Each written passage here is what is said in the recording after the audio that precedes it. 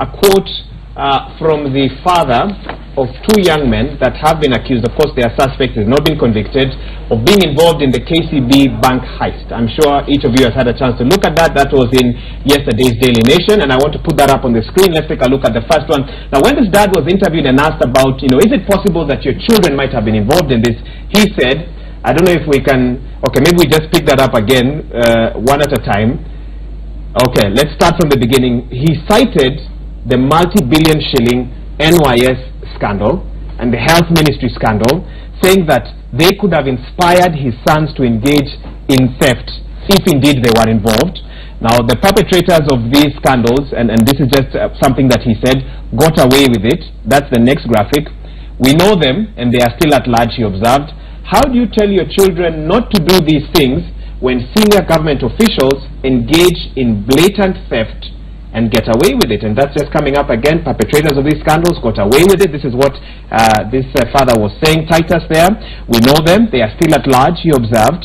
And if we can just take a look at the next one as well, just so that everyone has had a chance to look at this before I get reactions from my guest here in studio. Now, the question that he asked, can this now be put up? How do you tell your children not to do these things when senior government officials engage in blatant theft and get away with it? And this is the first question I want to pose to Halake Wako, the CEO of Ethics and Anti-Corruption Commission. When an ordinary Kenyan like Titus Githui would so boldly say, CEO, that his children have been wrongly inspired by stories of corruption and impunity that have become the order of the day in Kenya, does that concern you, because your institution should be at the front of fighting graft in this country? Thank you very much. Yes, it does. But he himself is a wrong example, if I have to say, because you know that something is wrong. It's morally wrong, it is socially wrong, it's economically wrong, because it's not their resources they are picking, it belongs to others. But they're still suspects though. No problem, no problem. Okay, go ahead. But, a father cannot stand and start from that premise. He needs to stand from the premise of good ethics and good moral standards. However, he's also wrong in this way, that yes, it is true that some senior public officers and members of the society could be involved in problems like scandals of the natures that he has mentioned, whether it's NYS Health or any other government institution. However, what he needs also to clearly understand is that they are not going scot-free. They are not. They seem and if he thinks that they are scot-free just because they are in court, then that is not being scot-free. They are being taken through the justice process. For example, the NYS. You know that it costed a minister a job, it costed a PS a job, it costed various directors. We took more than 29 people to court. They are in court, all these people. And therefore, they have not just gone away or faded away. They are being pursued through the normal justice processes. However, as an individual, even me, when I see that there is a problem with somebody, what I need to aspire to is not to follow the footsteps of the troublemakers or the bad apples within the society, but continue instilling the moral teachings that a father, a son expects from each other. That's what the society also expects from each and every one of us.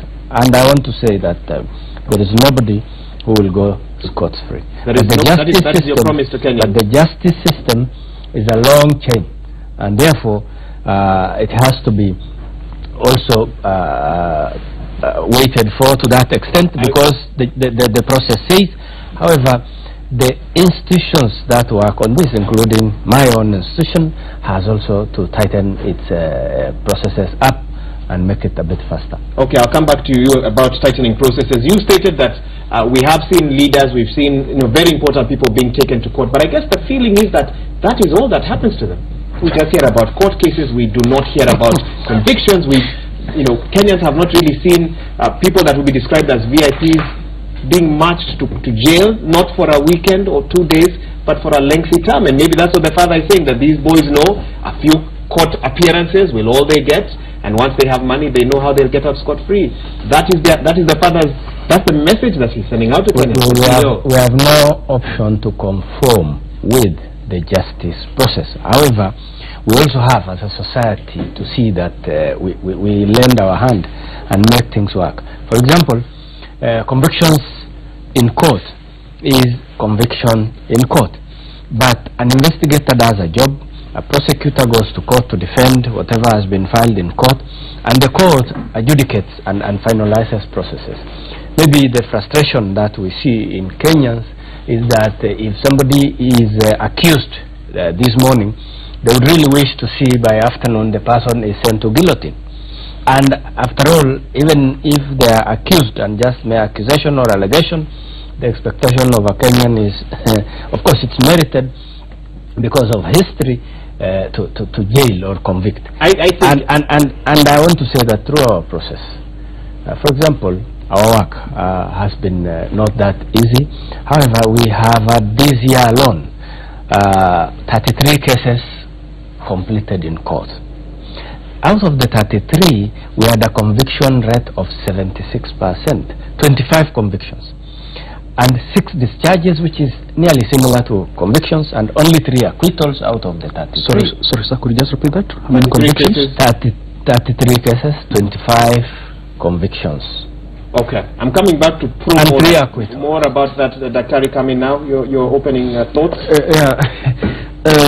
Wahiga, thanks for the invite once again. When I got this invitation, and when you told me that Mr. Halake, the CEO, would be here, for the first time I told myself that on this show I'm coming to listen and learn. Okay. The reason is that I did not know what else I would contribute to this debate when the verdict seems to be out there that anti-corruption efforts amount to 0.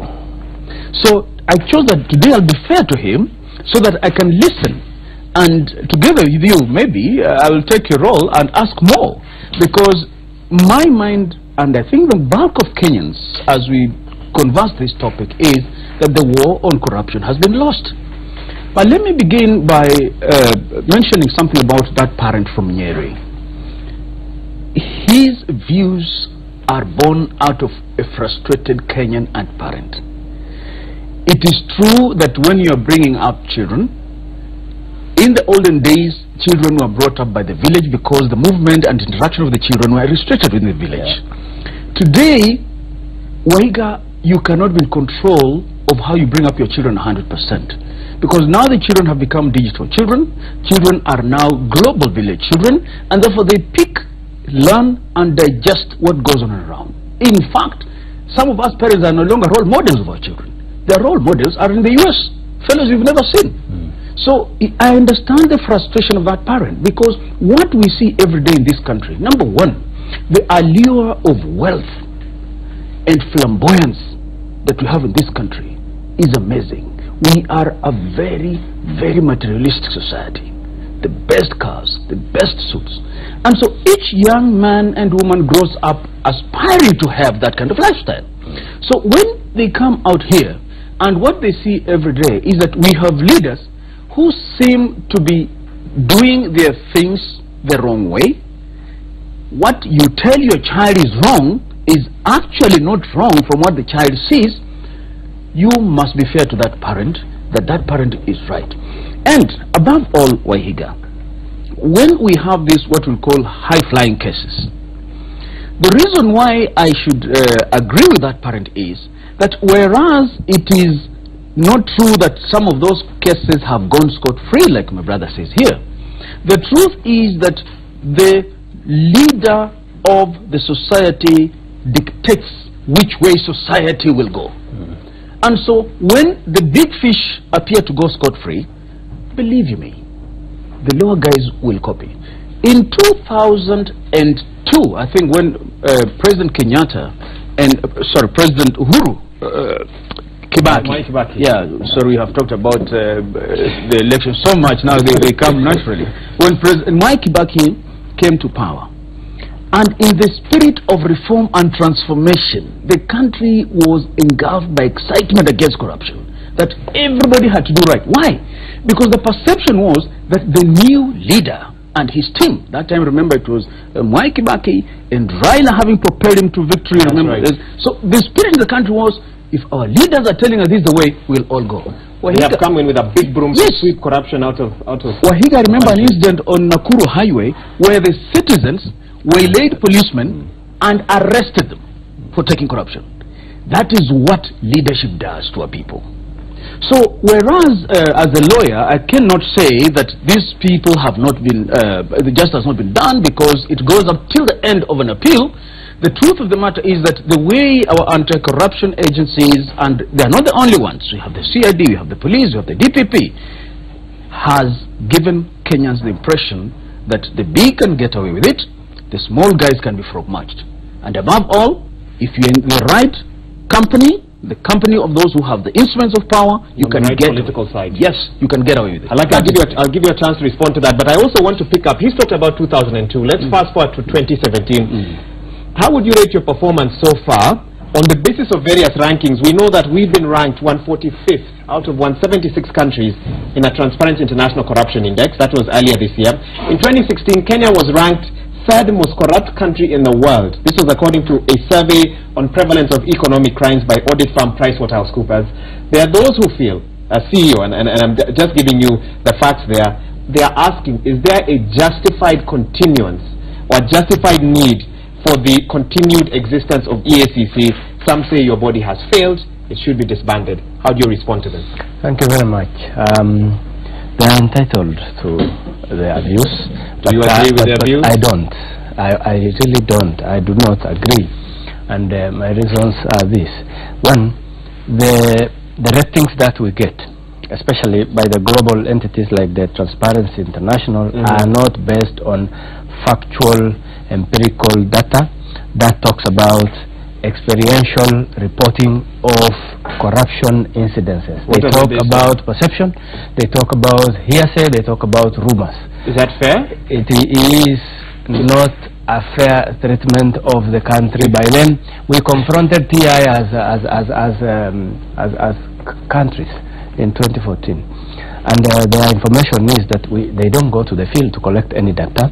They read the papers. But the papers, I believe, all you need is to grab a No. I don't agree with all the facts that are reported in the papers, because I also know my facts. And when they say, for example, some of the issues that are reported as scandals, and then we investigate and see what I see in actual fact through investigations, and what I hear on the streets are miles apart. They're actually the two poles many a times. So when you base the rating of somebody who stands somewhere and just thinks because there's noise coming from that area without even understanding who's killing who, then you're not right. Okay, Number two, foreign agencies. I agree, CEO. I agree, CEO, that foreign agencies, fine, they might have an agenda. But what do you say when a president says last year, 18th October 2016, that I am frustrated by the issue of corruption? When President Uhuru Kenyatta in a public forum states that, CEO, okay, fine, you can dispute PricewaterhouseCoopers, Transparency International, but honestly, the president has stated himself that this issue worries him. It worries not only him, it worries you and I also. And that is why we don't sleep. That's why we do a lot of energy and capacity investment. But we also conduct survey every year, where we find that probably about half of Kenyans talk about experiencing corruption directly.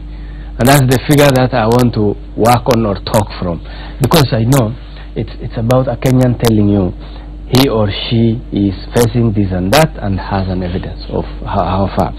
But I want to say that when we talk about the continuing existence of your body, my body, the work of fighting corruption does not belong only to the Ethics and Anti-Corruption Commission in first place. It is carried by so many institutions. The police, as Dr. Mukwana said, the Auditor General who is doing the audit, the public procurement entity. There are so many laws that are put in place and many institutions that do this, the DPP who does prosecution, and the courts. Judiciary has the biggest share, because at the end of the day, everything streams to the judiciary. I want to say that if you really do not think that these institutions, and especially ours, do not merit to exist, then can you disband and try without it for a day? I will tell you what happens. Because every week we avert loss of money through programs prepared by government institutions or public institutions which would wish to run tenders and contracts, and most of which we find problems are always stopped. We rarely hear about them. Yes, yes. Probably we may not talk so much about it. Sometimes it also jeopardizes the processes, but it also sometimes infringes upon the next move. So we also try to be a bit careful. Otherwise, this is an institution which has existed for about 20 years. This is an institution which can tell you, at least the one that I work for, that there has been improvement in the process of controlling corruption, even from a legislative point of view, the kind of laws that we've been given, though some of them still have some weaknesses here and there. This is an institution which can tell you has clearly recovered assets in billions over the years. Okay. And I can tell you that in the last 1 year, yes, I can clearly tell you that I have an evidence of averting loss of over 1.6 billion shillings through our proactive processes. Well, seeing is believing. You need to show us. But I also want to ask you, if you say that the rankings by these foreign firms are incorrect, what's the correct ranking? From where you stand, where are we on corruption? Are we, if one body says top 3 in the world in economic crimes, 145th at the bottom of the ladder out of 167, what are your figures? My figures is totally different. My figures is what I cannot compare against the other countries because I've not gone there, but I know some of the countries who are even not put there have no systems at all. Okay. You know, I may not want to mention or point some of them, but I will very clearly tell you that the rate at which we are put towards the negative side is too high, and I don't agree. Okay, it almost sounds like locally what we do is every year we run a survey between March and May, and we publish towards the end of the year. We are soon going to publish and also release. You remember we released one last year which talks about, on average, about 54% of Kenyans said that there is a problem, but 48% also said that there is an improvement they have seen in their areas over the last few years. So this is what I really want to work, and that is where we plan our work around. Okay, I'm glad he has mentioned the last bit, because I was going to say it doesn't help his organization and himself when he disputes the research the reports that have been tabled by the Transparency International and the other world body rankings, because then that betrays the fact that you are not open to criticism and you are not open to audit. But you've vindicated yourself a little bit towards the end when you say that you actually do your own surveys, because look, you cannot dispute a survey by others but not have yours. Now that you're saying you have yours, the next stage that I would ask is, why don't you adopt a working relationship with those other agencies which you think that they are not being fair to you? So, because look, they mean something, and believe you me, these rankings go a long way to hurt Kenya's image abroad, Kenya's image among its citizens, and even their economic performance. So in my view, Bwana Halake, now that you're saying you have your own survey, it will serve you and serve Kenyans better if you adopted an approach where you involve others, so that there is an audit, not just from yourself, but audit from others, which you agree that the parameters and the perimeters within which you're working are agreed upon. That way you're subjecting yourself to an audit which will be transparent, and it will go a long way in building your reputation as an organization, as the CEO, and most importantly, win the confidence of Kenyans. The commission, the body that you had, is actually one of the bodies in this country which, under the Constitution, exercise delegated sovereignty, just like the IEBC that we've been talking about for the last 1 year. So Mr. Halake's organization, the task that has been given to it is on behalf of the citizens. So it does not end with you when you do so much work, which, as you're saying, and I must confess, I did not think that is correct, because I've not had a chance to see it. It does not end with you. Even when you say that letting it go public jeopardizes your operational exigencies, which I agree, but doesn't it end? And when it ends, why don't you share with the public? Thank you. Because the confidence of the public will make or break you. We also know that the biggest trouble that we have in this country, and I'm glad you've mentioned about the Auditor General. Man, even as we speak, there are reports of the Auditor General right now which should have caused an uproar in this country. And that guy is thorough. I mean, he goes and even tabulates who and where. So Mr. Halake's work becomes very easy. When we say that in the Vihiga County, these fellows gave themselves 1.2 million shillings for lunch, yet they had sitting allowance. I mean, Mr. Halake's work is very easy. But then go and look for them. Follow the Auditor General's report. And I want to add something because I know he'll want to respond to this. Let me take you through what was in the last Auditor General's report. Yes. Baringo County Assembly. Yes. Questions on the construction of a cafeteria in the County Assembly at a cost of 17 million Kenya shillings. A further analysis shows the county paid 20,000 shillings for a wooden meat chopper, 54,000 shillings for a pot stacking rack, both of which were fabricated in a local workshop. I don't know the standards in that workshop. Let's go to Busia. The County Assembly paid 10.7 million to 5 farms to sensitize the public on 5 similar bills. Elgeyo Marakwet, County Assembly spent 6.8 million shillings to purchase equipment and furniture for a cafeteria even when the building was still under construction. I mean, Embu County paid 120,000 shillings for a conference which was happening in another part of the country. It wasn't even happening at that particular location. I can go on and on. Trips, 22 million Lamu County to fly MCAs and assembly staff for training abroad, and the people conducting the training are also based in Kenya. You're aware of these things, CEO. What are you doing about this? We are investigating. How far are you, CEO? Give us specific. I cannot give you a specific on that. Let me tell you one what thing. What happened to the cases from the previous county government? 175 names tabled in Parliament. You give us. Okay, go ahead. I'll give you. Thank you. First, I want to begin from Dr. Alutalala's position. Yes. I was not saying that we are not listening to the global perspectives, and especially what comments there are on the status of Kenya. And I am not also saying that whatever is said is not entirely true or entirely wrong. What I'm telling you is that my own survey says differently. We have a problem. It hasn't said that we don't have a problem. That's why we are planning around this. That's why every year we go to Parliament asking for more support, more resources, more people to undertake the work that we are supposed to do. But I do not agree with their ratings, and that remains, and I also partner with them. We partner with them. For example, we work with the Transparency International in Kenya. We work with other international agencies, the UNODC, the UNDP, the bilateral agencies like GIZ and the rest. We really do a lot in supporting our programs, in training, in equipping our processes and enhancing our effort as we progress.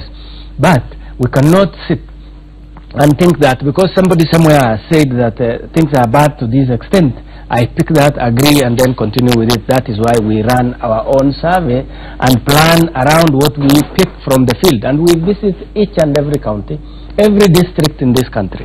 And based on that, every year we put our programs together as directed by our strategic plan. Now, we have been looking at also the reports like the Auditor Generals, and the other entities who also give us their reports. And the Auditor General reports comes to us through Parliament after its publication. Sometimes they come a bit late, but we do not wait for that. Whenever we hear there's a problem, we go there and investigate. We have 12 units in this country devolved of EACC, where each office is running its affairs on daily basis without waiting for authority from Nairobi when there is need to investigate a particular issue. For example, you mentioned the fact that counties are problems. Yes, we have currently 26 counties whose investigation statistics I may not be able to enumerate here now because there are very many. We have over 10 whose senior officials have already been taken to court. The numbers that we had, that you talk about of the 175, actually, if I may correct, that issue always crops up, 175, 175. In fact, the cases that emerged out of the 104 different investigations that we were conducting that time led to charging of over 500 people in court. Any convictions? A few, some of the 33 that I have mentioned. Any that we know? That Kenyans may know? That Kenyans may know are... someone is asking here, tell us about these 25 cases that have been convicted. Is there any that of individuals that are of, for example, recently you could also see that one of the recoveries that we were reporting is of the former MD of Kenya Ports Authority, a senior official, picking 84 million shillings from him, from what he had appropriated before, is one of our cases for this year for reporting. Then recovery, you mean recovery of funds? Yes. What about conviction? Now that was the civil side. That's the civil side of the business. The criminal case is still proceeding in court. So we usually have to face from the two ends. Whenever we know that there is some resource that we must recover is identified. So Kenyans do not understand to the extent that, for example, if somebody is said to have stolen this cup, first of all we'll look for the cup as one issue. Then we'll also punish the crime, the behavior. So these things go hand in hand. Though, sorry to interrupt, sir. Though many times you may not be able to get that cup back until you go through the due process of the law. That's it. For example, we've been in court with this man for nearly 10 years. Which Mr. Malewa, the former MD. We've had another officer who was also in I think Kare, Mr. Amoti, whose case was concluded also recently, 41 million shilling recovery. Okay, there's also another senior officer. But let me tell you one other thing. We have over 900 people in court. When the president tells institutions like yours to stop passing the buck, he is on record. It sounds like you are, CEO. How? Because basically what you're telling us is if it wasn't for the courts, what do I do is get the conviction that they're calling for. Listen, now that's where you're also wrong, because you also need to know one thing. We cannot convict without the court. You said you need to tighten certain things. It is the court. One of them is the way you take suspects to court. It is the law. It is the process. And I cannot, and nobody can, the policeman cannot, the DPP cannot convict. It's the court, it's the judiciary that convicts. Therefore, that is not passing the buck. I'm only telling you, the justice chain, we do investigations. The DPP is, or the office of the DPP is prosecuting, the court adjudicates. None has the responsibility of the other. None can do without the other.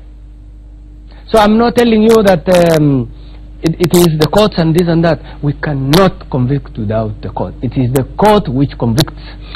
Yeah, that is true.